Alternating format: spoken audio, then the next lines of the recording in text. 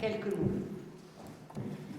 D'abord, je suis toujours très heureuse d'accueillir la Fondation et son président, à qui je le dis sans flagornerie, j'ai une immense admiration parce qu'il est sur tous les sujets, et notamment tu défends comme personne la culture, le livre, les artistes. Et cher maître, je vous apprends rien. Ici, dans le 5e singulièrement, eh bien, notre ADN, c'est la culture. Nous sommes l'arrondissement où il y a le plus de librairies et de maisons d'édition. Le président de la Fondation, Hervé, me rappelait tout à l'heure que le prix Goncourt de cet après-midi a été édité par Présence africaine. Pour ses précédents livres, pas pour celui-là. Pour ses précédents livres. Et c'est une immense fierté d'avoir aussi des maisons d'édition comme celle-ci. Vous auriez pu mettre, on aurait beaucoup aimé que votre livre fasse partie de la sélection.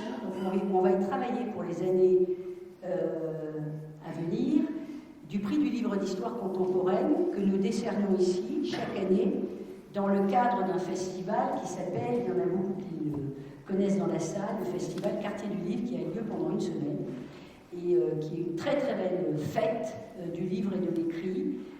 On a à peu près 250 événements, et l'année prochaine, ce sera début juin, et le parrain, ce sera Éric Emmanuel Schmitt. J'espère que vous nous ferez l'honneur d'accepter l'année d'après d'être notre président, parce que nous avons une infinie admiration pour votre travail d'écrivain, votre travail d'historien.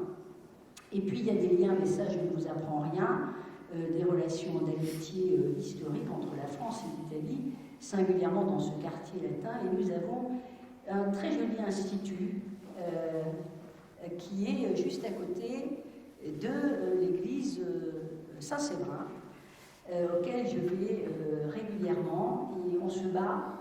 J'espère que vous nous aiderez dans ce combat pour que nous puissions continuer à enseigner et que nous développions l'enseignement de l'italien dans nos classes élémentaires.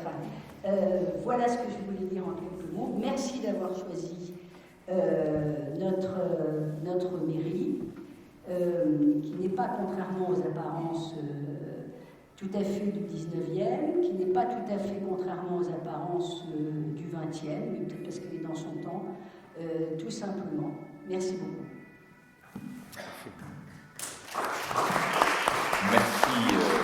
Merci Florence, merci à toi, cher Maurizio, d'avoir accepté ce moment de dialogue dans le cadre des rencontres de la Fondation Charles de Gaulle. Il n'est pas besoin de présenter Maurizio Serra, qui a été élu il y aura bientôt maintenant 1 an, membre de l'Académie française, au premier tour de scrutin. Et il a été élu au siège de Simone Veil, pour laquelle il y a eu une cérémonie mémorable ici, lors de sa mort, avant même son entrée au Panthéon.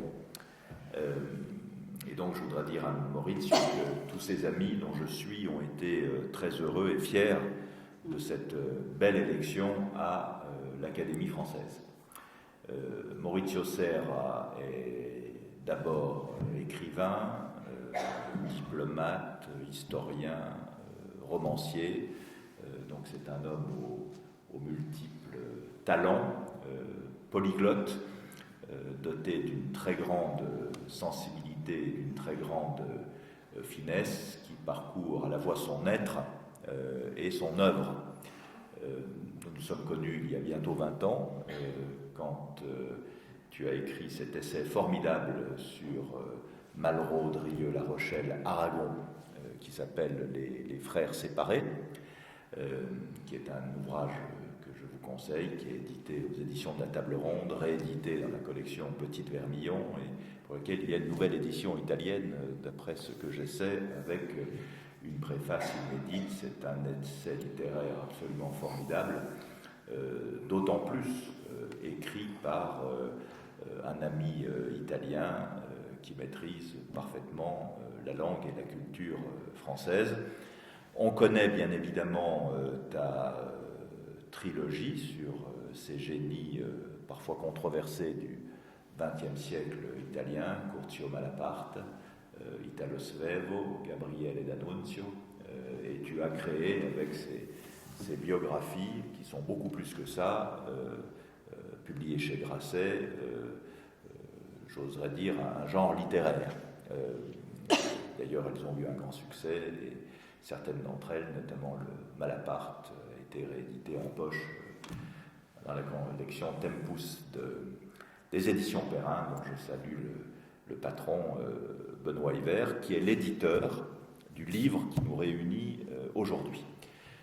Le mystère Mussolini. Pour celles et ceux qui ne l'ont pas encore lu, je vous conseille ardemment la lecture de ce livre, qui est une promenade et une réflexion dans la vie de Mussolini qui dépasse l'homme Mussolini, qui embrasse le XXe siècle, non seulement français mais européen, et ça c'est très important, et qui surtout, sans psychologiser à l'excès,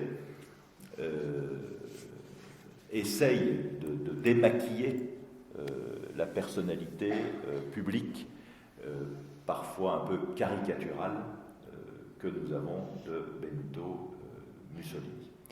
Et c'est pourquoi je pense, et je suis même sûr, que ce livre fera date, parce que c'est non seulement une biographie, mais un essai sur Mussolini, l'histoire italienne, et par conséquent l'histoire européenne. Mais je pense que Maurizio, tu es le mieux à même d'en parler.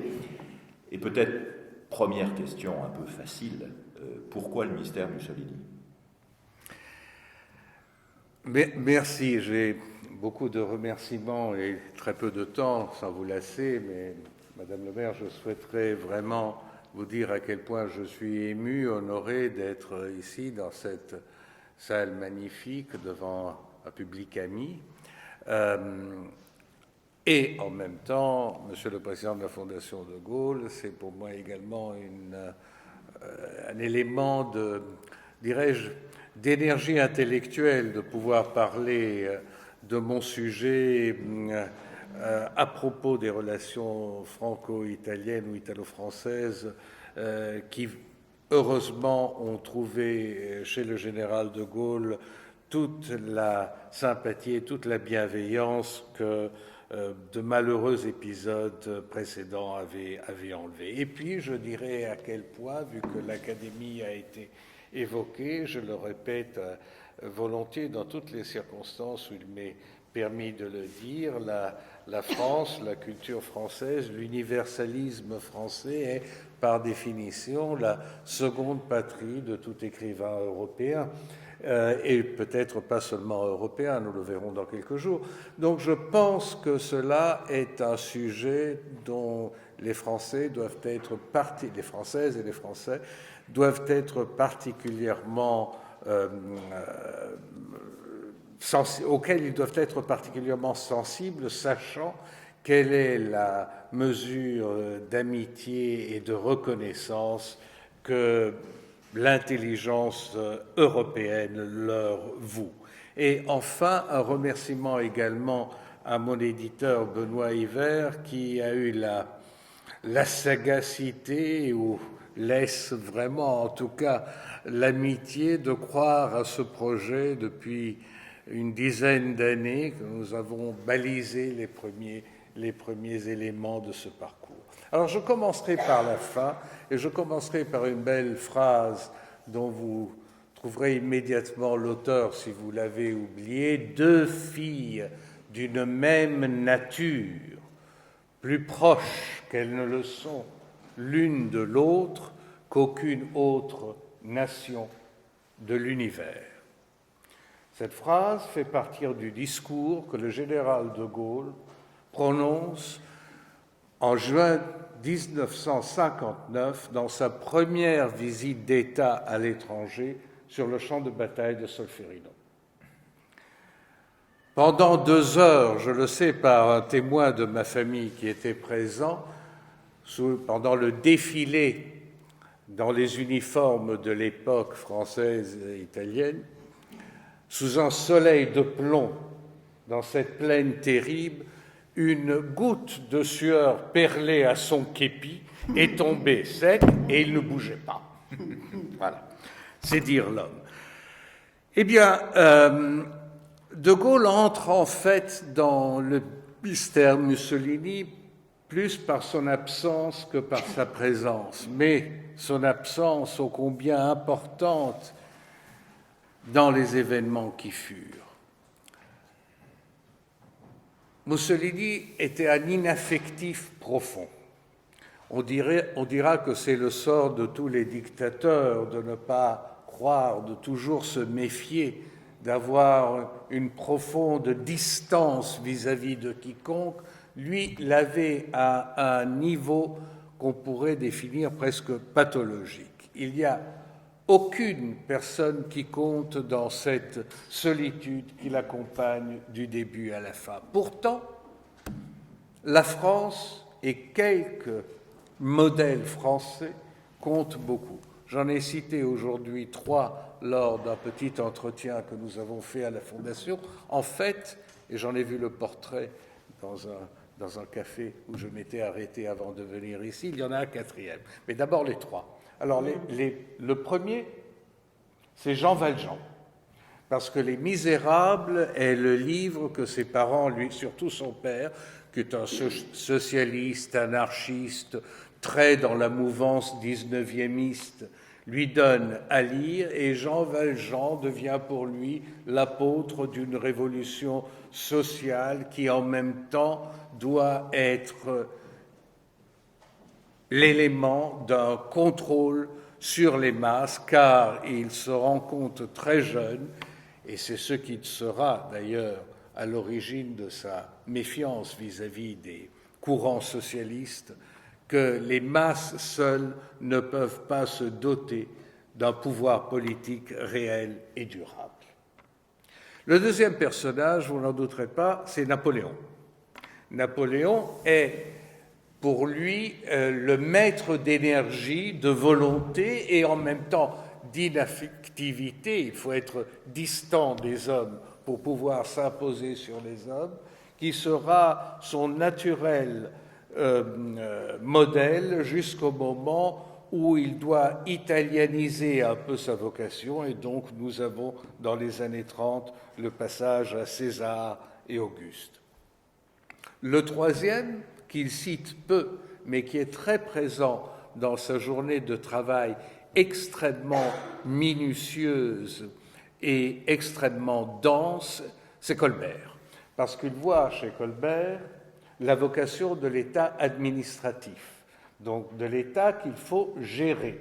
Les individus comptent peu, à ses yeux ne comptent rien, mais il faut que l'engrenage administratif se perfectionne et donc que certains défauts classiques italiens soient purgés dans cette vocation à la modernité.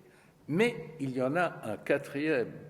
Il y en a un quatrième qui joue un rôle négatif dans son approche à la réalité politique et dans son désir, à la veille de la Grande Guerre, de passer de la vision essentiellement socialiste qui a été sa première formation à la vision nationale et, ne vous y méprenez pas, nationale-socialiste. Et cet homme, c'est Jaurès. La mort de Jaurès au moment, enfin la mort, le meurtre de Jaurès ou l'assassinat de Jaurès, au moment où se déclenche par le jeu des alliances la Première Guerre mondiale, lui prouve qu'il n'y a pas d'universalisme socialiste, qu'il n'y a pas d'internationalisme socialiste.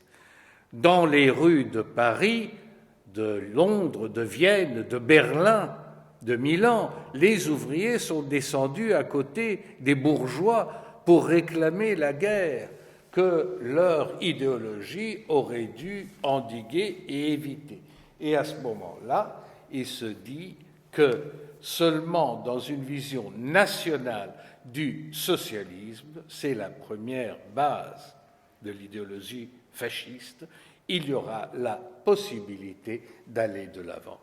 Évidemment, cette conception implique le recours à la force et le recours à la violence et le sens de la dictature, c'est-à-dire la fin d'un certain populisme démocrate qui, à son avis, a fait toujours en sorte que les classes travailleuses soient incapables d'exprimer vraiment leur vocation vers l'avenir. Car mon opinion, qui n'est pas partagée par tous les historiens, loin de là, est que le fond socialiste demeure chez l'homme.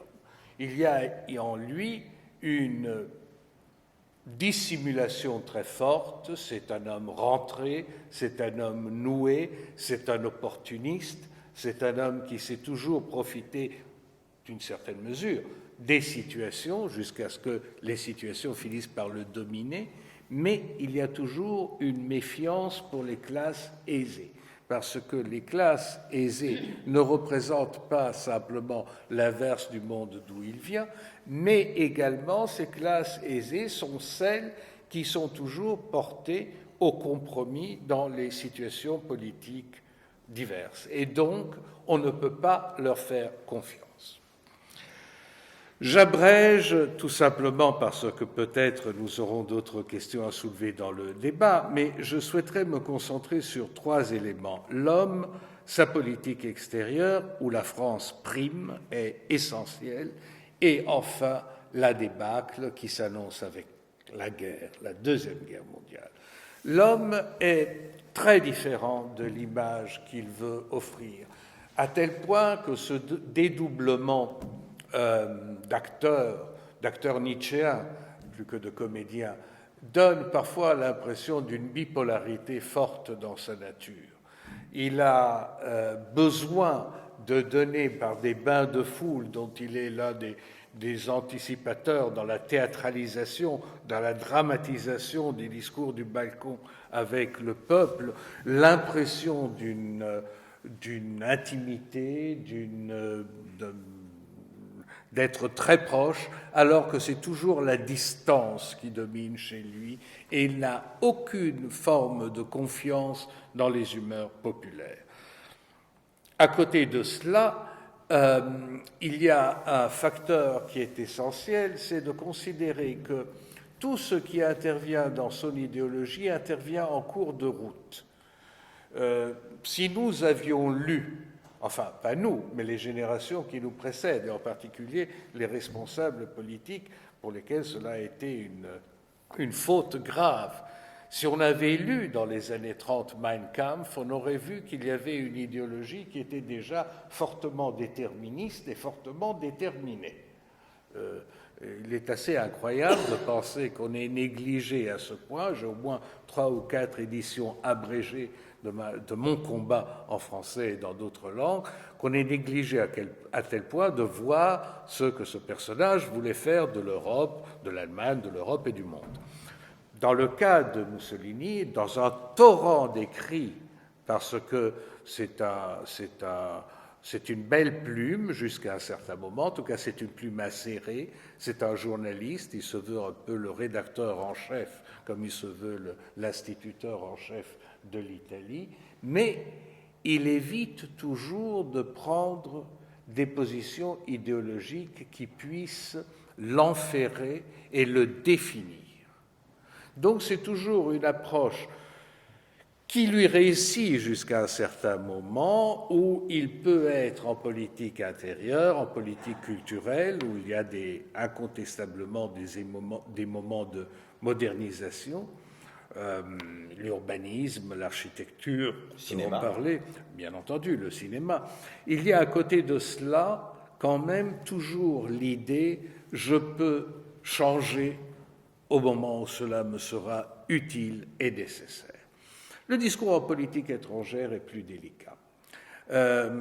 Certains historiens considèrent que dès son arrivée au pouvoir dans les années 20 implique déjà qu'il veut changer la donne en Europe, si ce n'est dans le monde, et modifier les équilibres à son avantage. Je n'en suis pas convaincu, justement à cause de ce pragmatisme et de cet opportunisme qui est le sien et qui le restera assez longtemps.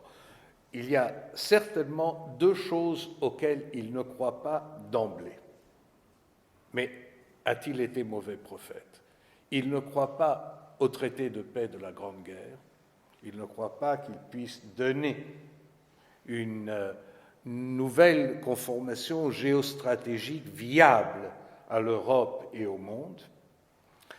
Et à côté de cela, il ne croit pas à la Société des Nations, à ce que nous appellerions aujourd'hui le multilatéralisme. Il considère que finalement ce sont encore les pays traditionnels, les chancelleries traditionnelles, qui sont celles qui doivent s'accorder pour trouver un équilibre dans le monde. Il ne croit pas, de ce point de vue-là, et là encore, est-il mauvais prophète? On peut s'interroger au moment d'optimisme qui prévaut en Europe avec les accords de Locarno. Il est anti-locarniste, il se rend de très mauvaise humeur un après-midi pour signer les accords, il rentre tout de suite, mais il ne croit pas qu'il puisse y avoir un tissu collectif qui mette tous les pays de l'Europe dans une possibilité de sortir de cette mouvance nationale qui avait déterminé la Première Guerre, et il sent la Seconde Guerre mondiale venir, dès la fin des années 20. Mais attention, là, nous arrivons à un grand problème, disons, de politique internationale sur lequel nous devons encore nous pencher et réfléchir. A-t-il déjà choisi de quel côté il doit pencher? Je ne le crois pas. Je ne le crois pas. Et je n'innocente pas le personnage, au contraire. Je souligne son opportunisme, je souligne son cynisme, mais il n'est certainement pas fasciné, comme d'autres l'ont écrit. Enfin, les opinions des spécialistes peuvent parfois se rejoindre et parfois s'éloigner. C'est un débat intéressant. Il n'est pas du tout fasciné par l'avènement de l'hitlérisme en janvier 1933. Au contraire, il considère que c'est quelque chose, d'une part, si vous voulez, qui va marginaliser la nouveauté de son fascisme à lui. Il va être maintenant non plus le maître comme Hitler prétendait qu'il fut, mais il deviendra inévitablement ce que les anglo-saxons appellent le second violon. Il deviendra le disciple du maître. Et donc, enfin le disciple qu'il ne veut pas être, et certainement l'intérêt d'une jeune et inquiète génération européenne se déplace dans l'amour ou dans la haine vers le nouveau maître de Berlin et non plus vers lui. C'est comme s'il était à un certain moment usé dans cet élément de nouveauté et dans la capacité qu'il avait d'être le dérangeur, quitte à se ranger. Donc, avoir cette possibilité qu'il avait bien manœuvrée dans les années 20. Je sème, pardonnez-moi l'expression, la pagaille, et puis je rentre, et comme ça, on va dire, ah, mais quand même, c'est quelqu'un de modéré. Donc, il a joué de cela. Là, il ne peut plus le faire. Mais que fait-il? Se précipite-t-il dans les bras de Hitler? Mais non, mesdames et messieurs, il fait exactement le contraire. L'idée du pacte à 4 est une idée qui l'habite depuis un moment, c'est-à-dire d'avoir les 4 pays européens, la France, le Royaume-Uni, l'Italie et même l'Allemagne, réunis dans un accord sur la limitation des armements, cet accord qu'on n'arrive pas à faire à Genève, d'ailleurs largement sabordé par lui, mais qu'on n'arrive pas à faire, mais que les 4 puissances le fassent.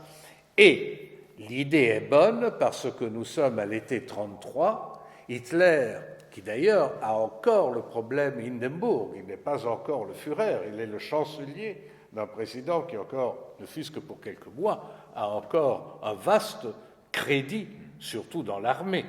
Donc Hitler doit peaufiner, il ne peut pas encore sortir du rôle qu'on lui... Il a d'ailleurs repris du Mussolini des années 20 l'idée des gouvernements de coalition.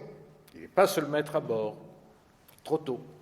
Eh bien voilà que l'idée pourrait être d'embrigader, d'enferrer l'Allemagne à l'intérieur de cet accord, et l'accord reste largement déclaratoire. Le Parlement français ne le ratifie pas. Les Anglais ne se pressent pas pour aller de l'avant dans cette direction, et alors, c'est seulement alors qu'il accepte la visite de Hitler à Venise en 1934. Et il commence à s'interroger. C'est très intéressant cette visite sur laquelle il a laissé un des rares témoignages personnels. L'homme, je vous le dis, était caché, rentré, dissimulé. De temps en temps, quand même, il se laissait aller. Et là, il y a une longue lettre à sa sœur, qui est une lettre intéressante, dans laquelle il dit, je pense, d'une façon assez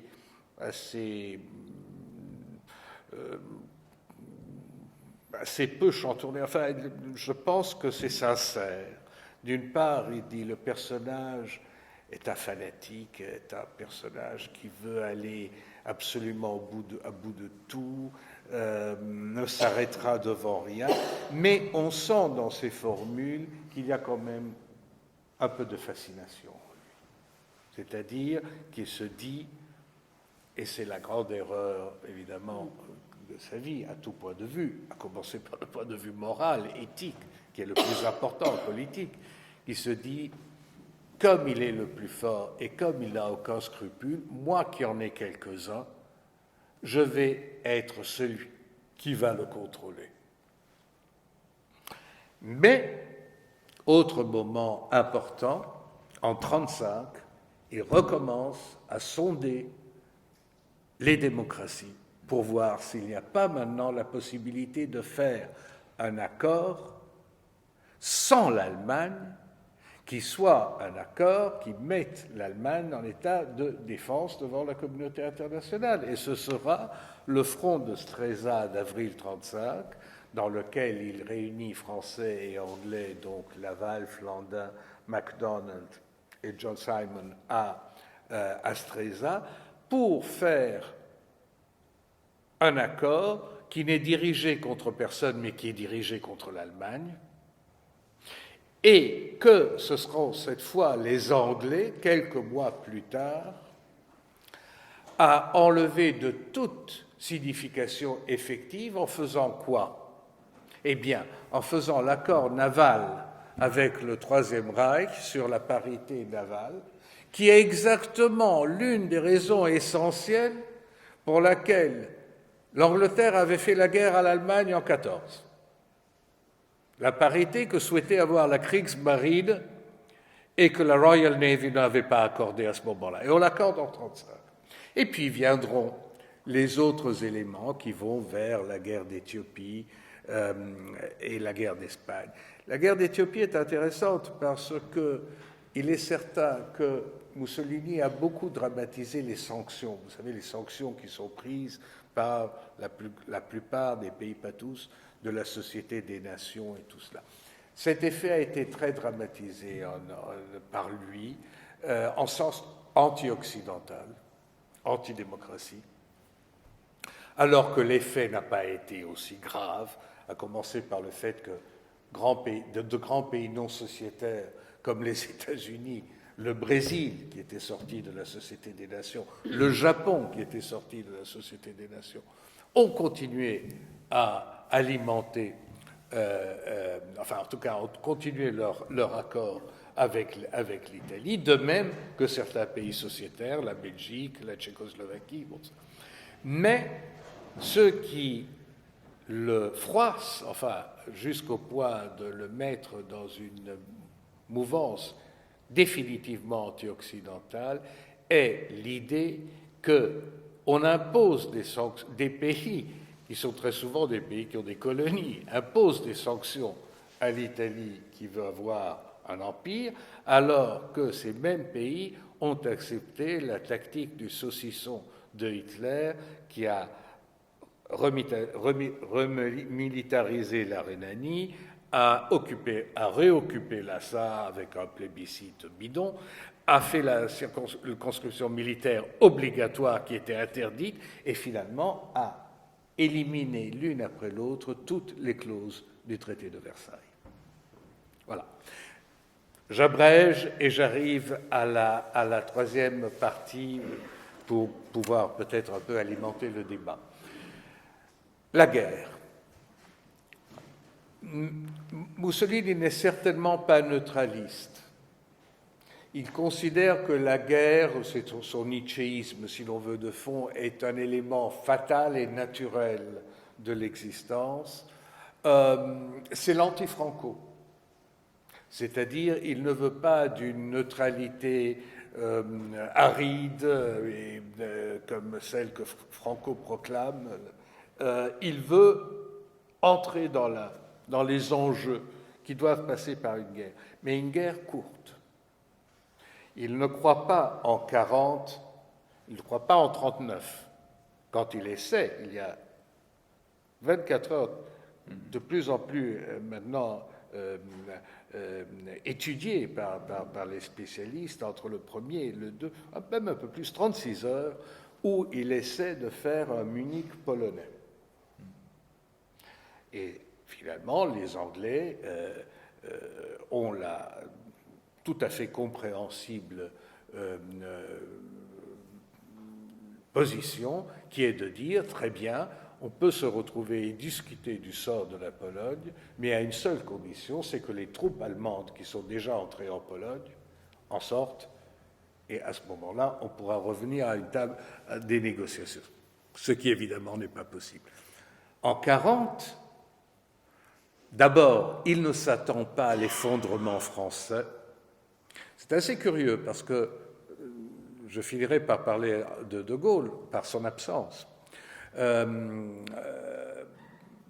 y a deux moments dans lesquels j'ai trouvé une présence de De Gaulle dans les intérêts de Mussolini dans les années 30. La première, c'est par un personnage, un Saint-Cyrien qui s'appelle Édouard Mayer, qui est un observateur militaire en Éthiopie et est en correspondance avec De Gaulle et lui parle beaucoup de la modernisation de l'instrument militaire italien en Éthiopie et tout cela, ce qui est intéressant.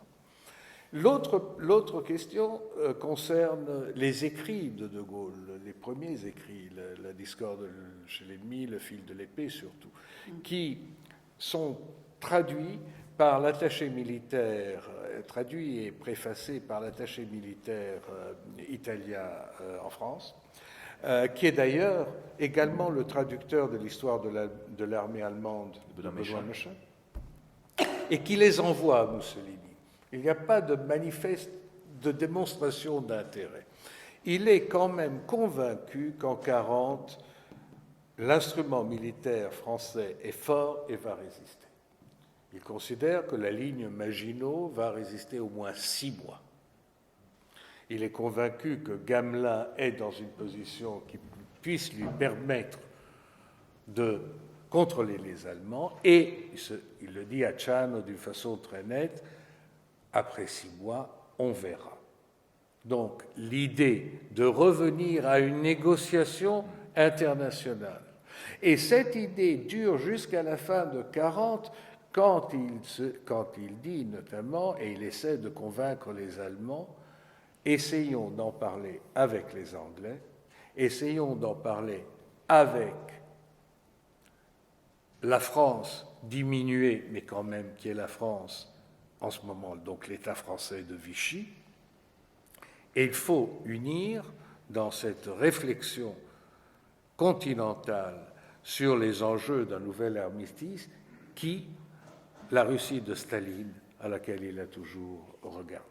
Donc, c'est une idée que la guerre n'est pas une guerre définitive, après quoi les événements, à partir de la fin de 40, je dois dire de 41, le dominent, Et vous savez qu'il y a un vaste débat, il y a une première chute du fascisme en juillet 1943, le coup d'État royal, et la formation de cette république sociale de 600 jours, une guerre civile dans le centre-nord du pays, un des nombreux clivages italiens entre nord et sud.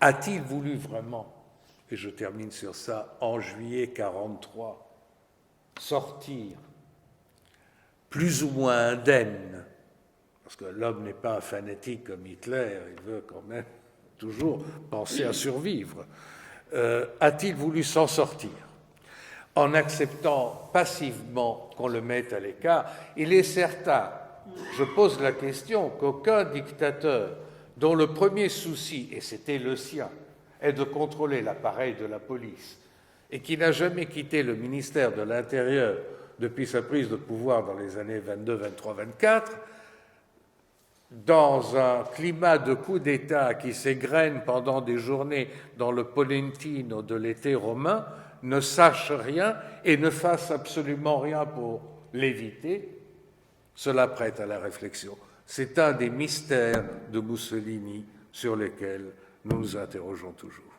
Merci.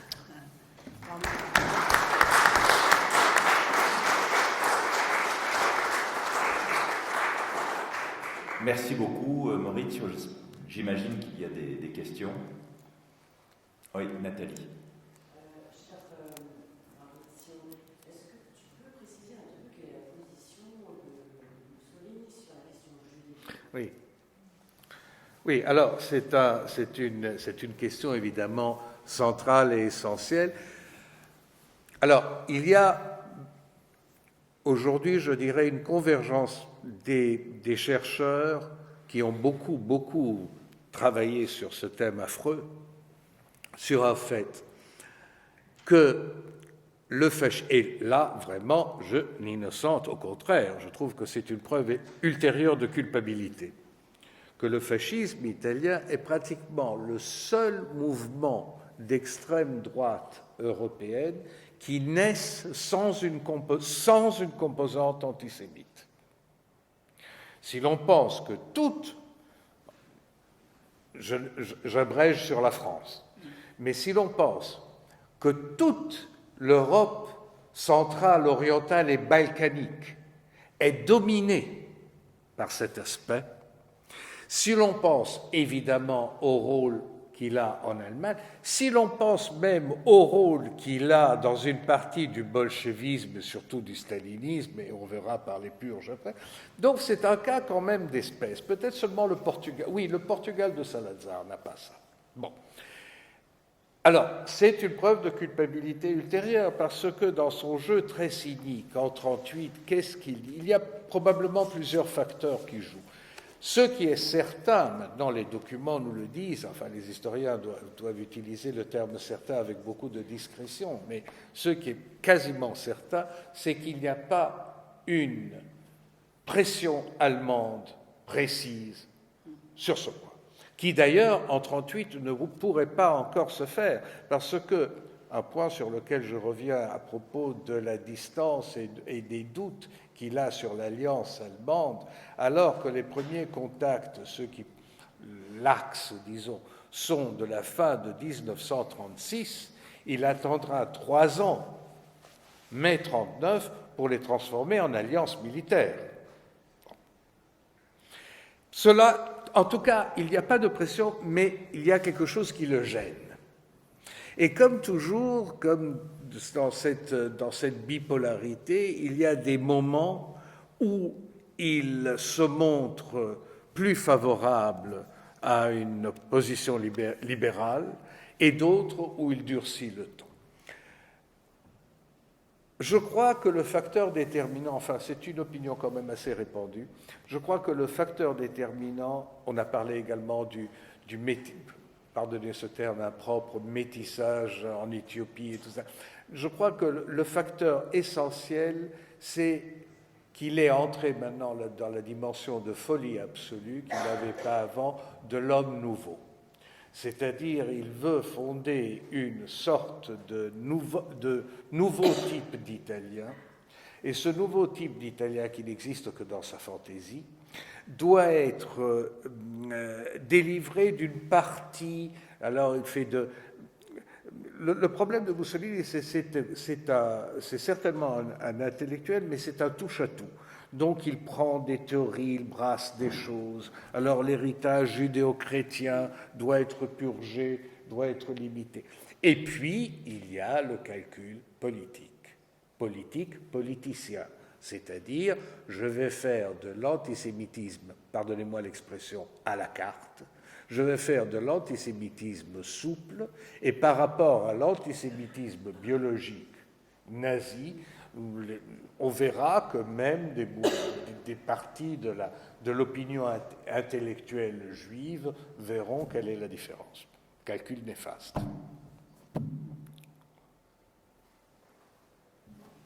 Oui, Pierre-Ange. À quoi ressemblait son emploi du temps?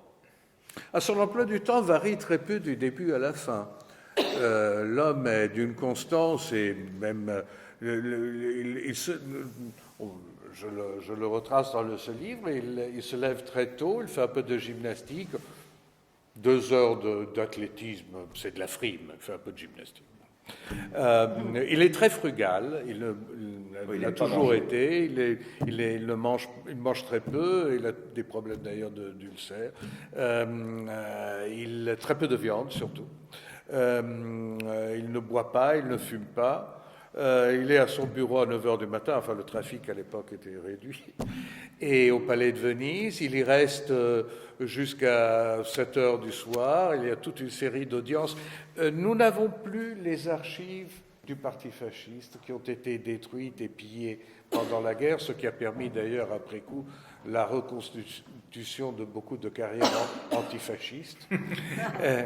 Mais nous avons j'espère que la digitalisation va permettre de le sauver, parce que tous les chercheurs en ont profité, nous avons les archives de son cabinet, qui sont dans un ordre parfait. Donc, 11h15, vous vous appelez Voilà. Alors, 11h15 Pérence, de 11h15 à 11h30, sujet affronté, tac, tac. Conséquences, tac, tac, tac, nouveau rendez-vous possible, tac, tac, tac. C'est des fiches comme ça. Et c'est bien fait. Donc il a ce sens, je reviens, colbertien.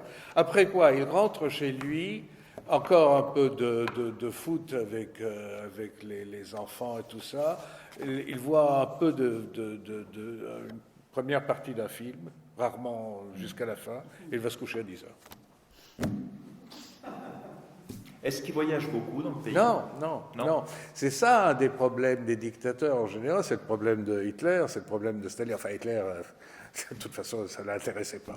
Mais c'est le problème de beaucoup de dictateurs de ne pas connaître leur pays. Les rapports d'Hitler et Mussolini, c'était très... Non, mais je termine sur les voyages. Non, je reviens vers vous. Je termine sur les voyages. C'est très important parce qu'à partir d'un certain moment, il ne connaît pas le pays en dehors des voyages officiels. Donc les voyages officiels sont préparés, plus ou d'ailleurs minutieusement, parce que contrairement à l'impression qu'il improvise, il déteste improviser. Il apprend d'ailleurs par cœur beaucoup de choses, dont des choses parfaitement inutiles d'ailleurs. Mais il n'improvise pas. Mais en dehors de cela, comme il ne sort pas de l'itinéraire entre sa demeure et le palais de Venise, il ne se rend plus à l'étranger. Enfin, 3-4 fois à Munich et tout ça. Les rapports. Et je vous dis, les rapports, c'est très complexe parce que nous savons ce que Hitler pensait de lui. C'était un amour dément, délirant et funeste. Qui l'accompagne jusque dans le testament du bunker, où il parle de Mussolini comme de son seul ami. D'ailleurs, ce qui est vraiment sidérant, si on pense ce que devaient être les conditions à l'époque, le bunker était assiégé, enfin les Russes étaient plus ou moins au jardin du Luxembourg. Et oui, mais enfin quand même. D'accord. Enfin, ils étaient là. Et Hitler a eu le temps de recevoir les photos de l'abominable pendaison de Mussolini au Palais, il a eu le temps de les voir et de répéter les instructions déjà données à ses aides. Il faut que je sois incinéré, il faut que rien de moi ne reste pour qu'on ne... Voilà. Non, alors, il y a de l'autre côté, non. De l'autre côté, c'est cette fascination crainte qu'il a déjà indiquée dans la lettre à sa sœur et qui, au fur et à mesure, devient de plus en plus de la crainte. D'ailleurs, regardez les photos, même si c'est un grand dissimulateur, de l'arrivée de Mussolini qui était entre guillemets libéré par Hitler dans les Abruzzes par Scorzeni et qui arrive à Rastenburg et descend avec son paye pas de mine à ce moment-là, il est étriqué dans son pardessus et devant l'autre qui l'embrasse et le regarde, c'est frappant, il ne peut pas cacher qu'il sait qu'il court à sa perte. Or il ne le veut pas. C'est ça la différence. Des archives cinématographiques extraordinaires. Ah oui, tout à fait, tout à fait. On rend bien compte de ça. Tout à fait, tout à fait. Quels étaient les rapports vus par Mussolini entre lui et les démocraties occidentales? Comment il le vivait? Mais justement, d'une part, il était flatté par le fait que surtout des Anglais, et surtout des patriciens anglais, parce que tout socialiste qu'il fut, et qu'il est, à mon avis, resté, non seulement d'ailleurs par la frugalité de sa vie qui est effective. Hein. Mais les socialistes ne sont pas toujours frugaux. Non, mais enfin, en tout cas, non, mais je veux dire, il avait cet idéal. Oui, d'accord, mais il avait cet idéal socialiste qui venait de loin, selon lequel le chef doit être. Donc, par exemple, c'est prouvé, c'est documenté. Tous les colis vestimentaires et autres qui lui arrivaient pendant la guerre étaient envoyés directement, même sans le lui demander par son cabinet. Non. Il avait quand même un certain, comment dirais-je, il était très flatté par le fait que des patriciens anglais comme Sir Austin Chamberlain, qui était son grand ami, ou Winston Churchill, qui a beaucoup limité et liquidé dans ses mémoires les rapports qu'ils avaient. Ah oui. Alors, sur ce sujet, ce sera peut-être la question suivante, mais j'aimerais, parce qu'on sent qu'à lire le livre, dans les notes en bas de page, ou dans certaines allusions, il y a un essai rentré sur ta vision de Churchill. Donc, tu en diras peut-être un peu plus. Bon, mais je termine sur ce point. Voilà. Non, il avait le sentiment, les Français, Laval sans doute, le Laval de 35, c'est-à-dire le Laval qui vient à Rome, avec lequel il pense pouvoir faire ce qu'il avait déjà commencé à faire avec Barthou. À ce propos, il me semble, nous n'avons aucune preuve, mais l'idée que Mussolini est trempé dans le meurtre de Barthou et du roi Alexandre à Marseille est assez invraisemblable parce que Barthou se rapprochait beaucoup de l'Italie en ce moment en fonction anti-allemande. Et il a l'impression qu'il peut continuer ça avec Laval. Le problème, parce qu'il a sa part de responsabilité également dans la faillite de Stresa, le problème, c'est qu'est-ce qu'il veut? Il veut avoir le droit d'intervenir en Éthiopie. Et donc, il joue au plus fin. C'est-à-dire, il se dit, si les démocraties ont vraiment peur de Hitler, elles doivent me donner l'Éthiopie. Voilà. Pourquoi avait-il besoin de l'Éthiopie? Ça, c'est autre chose intéressante. Pour aucune raison réelle.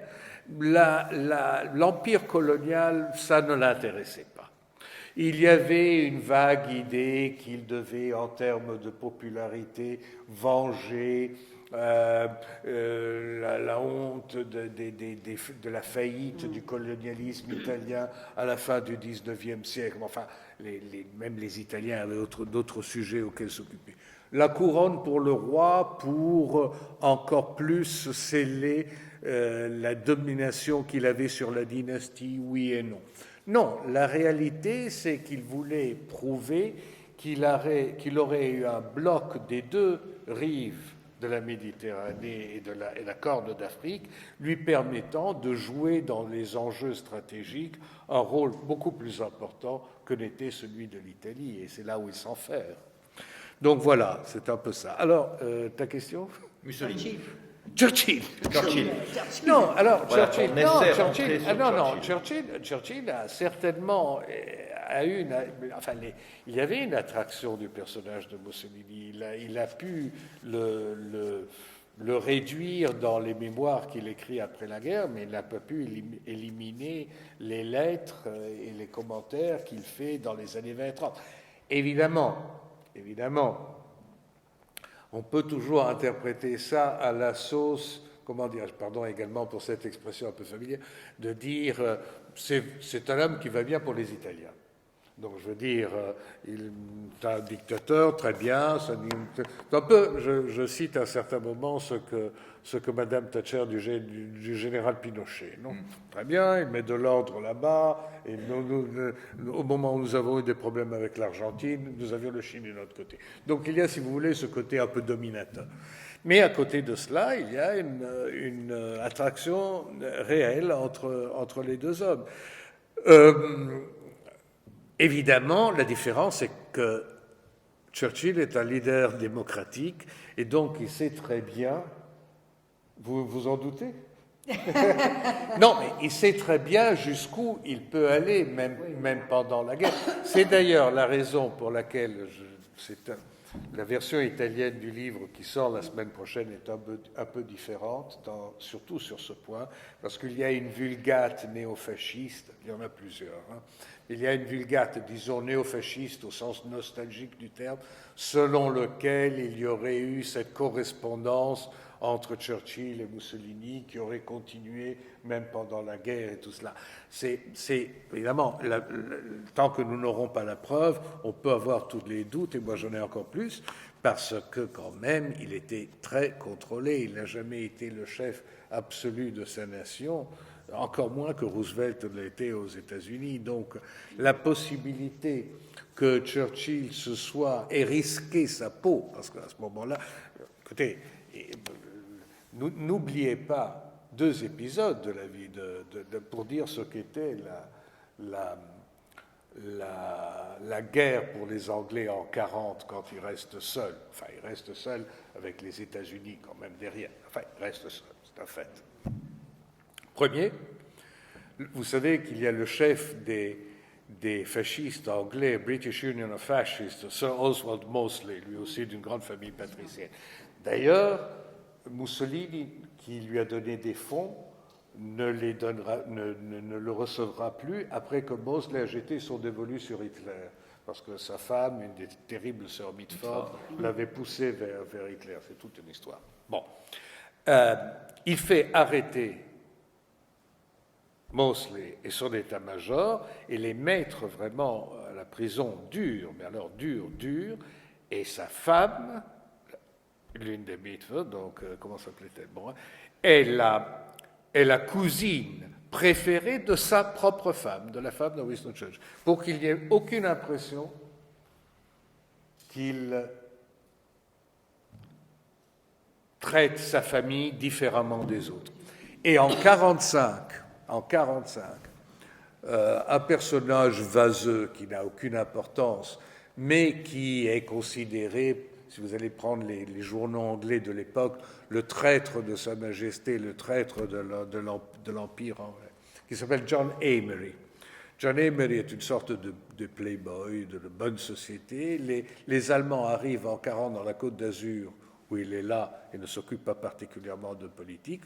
Le coffre découvre qu'il est le fils de Leo Amery, ministre du cabinet et le plus ferme soutien de Churchill. Leo Amery est celui qui dira au Parlement « You speak for England ». Eh bien, l'arrête et, comme il a besoin d'argent et tout ça, le promène dans les camps, pas de concentration, mais dans les camps de prisonniers de guerre anglais pour qu'ils leur disent « La guerre est finie, l'Allemagne a gagné, nous devons faire la paix avec Hitler » et tout ça. Après quoi, il continuera à faire ce genre de choses en Italie, où il est arrêté par les partisans à Salo en 1945 et de là réexpédié en Angleterre. Bon, quoi que ce soit le fils de son meilleur ami, Churchill ne fait absolument rien pour lui empêcher d'être pendu haut et court. Donc, l'homme avait quand même un certain sens de ce qui était son intérêt personnel. Monsieur.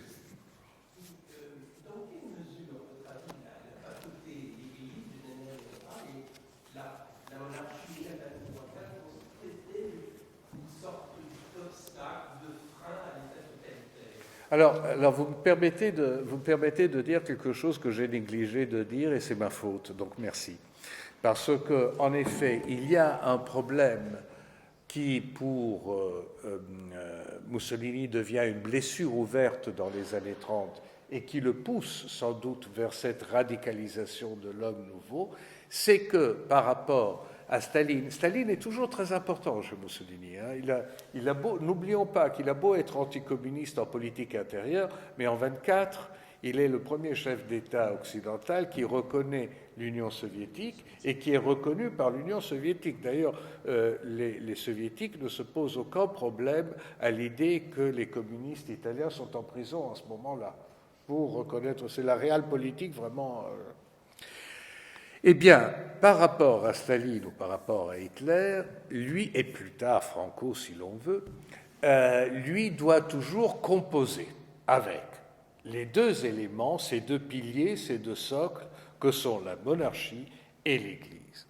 Alors, il est convaincu, notamment en ce qui concerne l'Église, qu'avec le Concordat de 29, qui donne à l'Église certains pouvoirs, surtout sur l'instruction, l'éducation et tout cela, il va résoudre le problème. C'est un peu un jeu de dupes, parce que du côté de l'Église, cela permet également la formation à l'intérieur de mouvements qui ne sont pas directement contrôlés par le parti fasciste comme l'Action catholique, de préparer au fond les élites de l'après-guerre. Quand en 1945, d'ailleurs c'est très intéressant, parce que j'ai 44-45, les vieux notables de l'Italie d'avant le fascisme sont convaincus,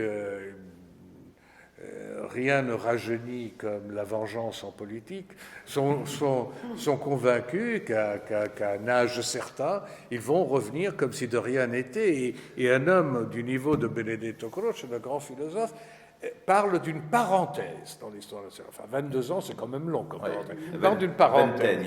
Et ils vont revenir. Et ils ne vont pas revenir parce que les élites démocrates chrétiennes, de la nouvelle démocratie chrétienne, ont été préparées, de même que les élites communistes, là c'est un peu plus compliqué, enfin, ont été également préparées. Donc c'est des gens de 30 ans. La monarchie évidemment, est complice, c'est incontestable, du début au coup d'État.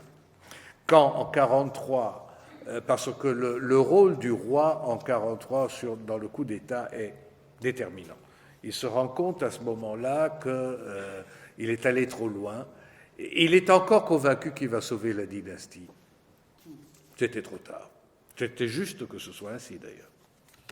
Les responsabilités étaient trop fortes. Vous aviez une question ?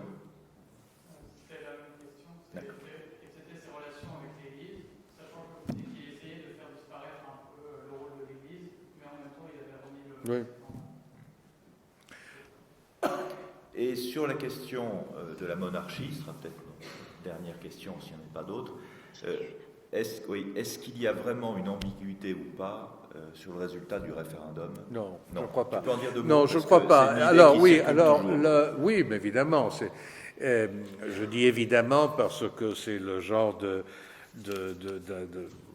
thèmes sur lesquels on revient et on reviendra. Non, il est possible. Alors, peut-être pour nos amis ici présents, le référendum est donc institutionnel, se passe en juin 1946, un jour, qui est aujourd'hui la fête nationale italienne, la fête de la République, et donne un résultat très net, environ de 12, c'est d'ailleurs la première fois que les femmes votent en Italie, de 12 millions pour la République et de 9 millions et demi pour la monarchie. Mais, et je pense que Robert II, le dernier roi d'Italie, qui a régné un mois, mai-juin, a bien mérité de la patrie en s'exilant, parce que il y a une différence entre le Nord et le Sud, qui est un vieux, éternel problème italien. Comme le Sud n'a pas connu l'occupation allemande et la guerre civile, il vote très largement pour la monarchie. Et le nord, le centre-nord, je veux dire de la Toscane jusqu'à la Val d'Or, qui a connu les horreurs de la guerre civile et a évidemment vu le mouvement ouvrier s'implanter, et pas seulement le mouvement ouvrier, même la démocratie chrétienne, que les catholiques ont très largement, les chrétiens en général, très largement participé à la résistance, a une autre vision de la chose, et là, l'élément déterminant est républicain. Donc, il y aurait eu un clivage à l'intérieur d'un choix qui, à mon avis, peut avoir eu quelques petits imbroglios locaux, mais était net déjà dans le sens de l'histoire. J'ai une question beaucoup plus légère avant de nous quitter. Ah. Pour cet homme frugal, quel rôle avaient les femmes? Eh bien, je lui les consacre un chapitre. Voilà.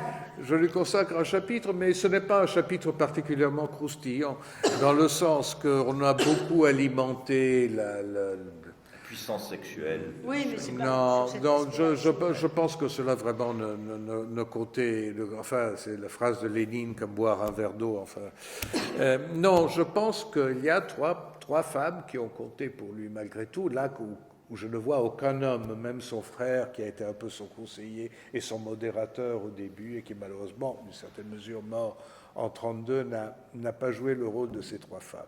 Eh bien, la première, c'est son épouse, c'est Raquel, parce qu'ils ont été ensemble dès le début, et ce rôle de conspiratrice a toujours eu une influence psychologique énorme sur lui, sauf que Raquel lui aurait donné de bons conseils qu'il n'a pas suivis. En 1936, après la guerre d'Éthiopie, elle lui aurait dit « Va-t'en, on part, tu ne pourras jamais faire plus, et tu seras regretté au lieu d'être haï. » Bonne suggestion. Mais c'est difficile pour un dictateur de partir comme un honnête retraité. Et en 1943, après le vote du Grand Conseil à l'instigation du roi, qui le met en minorité, il rentre chez lui, peinard, à 3 heures du matin, elle l'attend, elle le traite, elle était traverte avec lui des mots les plus abominables, et puis elle lui dit, écoute, tu n'as qu'une chance, tu dois tous les faire deux variantes, tous les faire arrêter, tous les faire fusiller. Bon, en tout cas, c'est son avis. La deuxième est sa fille. Il a envers sa fille un rapport qu'on a défini assez ridicule.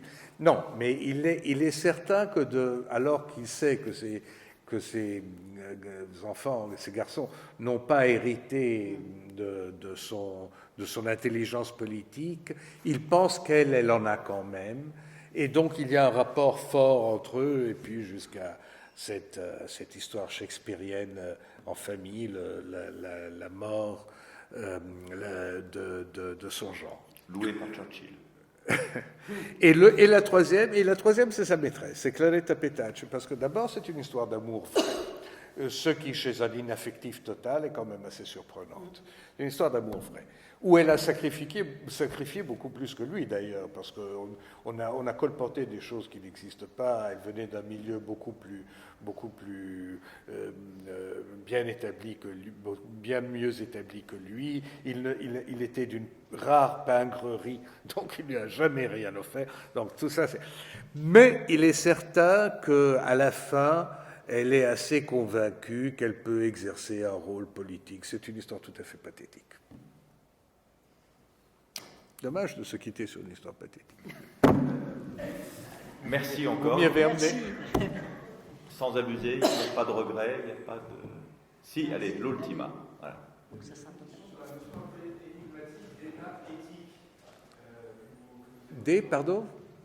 De l'état éthique. Eh bien, très rapidement, c'est justement cette idée qu'il faut un homme neuf, il faut un homme nouveau, il faut une société nouvelle. Il ne peut pas parler encore officiellement de totalitarisme car il est quand même encore sous le contrôle, moins formel, en tout cas de la monarchie, si ce n'est de l'Église, et donc il part vers l'état éthique qui devrait être le totalitarisme à l'italienne.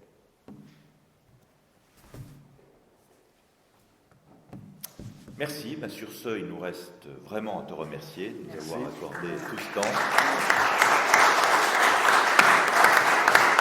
remercier Florence de nous avoir accueillis et vous d'avoir pris sur votre temps pour passer ce moment ensemble.